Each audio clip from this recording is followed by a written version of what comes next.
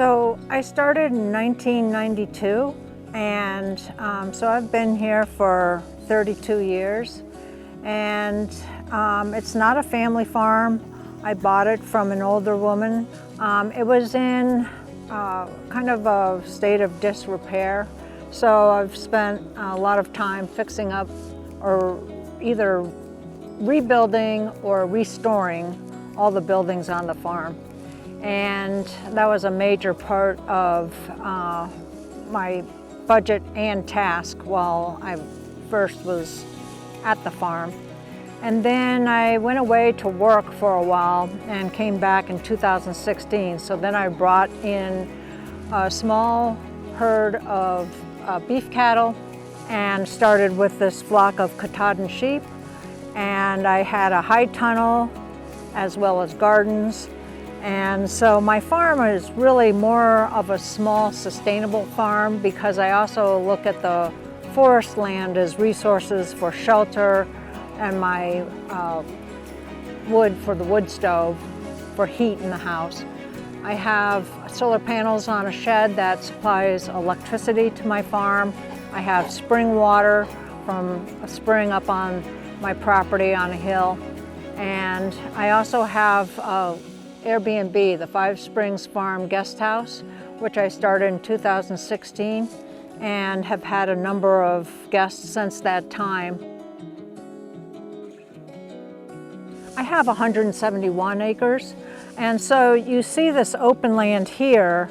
I have about 30 acres of open field land, but then most of my land is forest land. All this forest surrounding the farm is mine, which really lends a lot of privacy, and it's just a beautiful resource.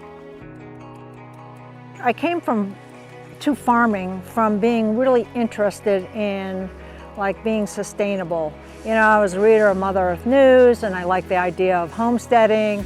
And then when I moved to West Virginia for a job with the National Park Service, I ended up finding this property and really started to put it together. So it has taken me a long time to do so because it's been, you know, I've always had to work to be able to off-farm, to be able to develop this place. But, you know, it's really a nice place. I really value this piece of property.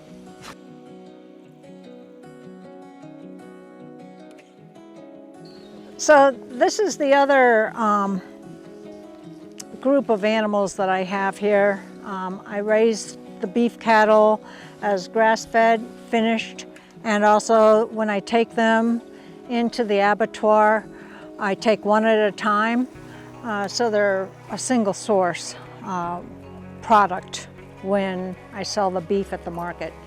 So these cows, you can see I have a number of the Belted Galloway, and that's a decision that I made that works for my small farm. Since I'm a small farmer with not a lot of animals, the characteristics of this breed is that they are smaller than other beef cattle breeds, but with that they can live twice as long, they can breed twice as long.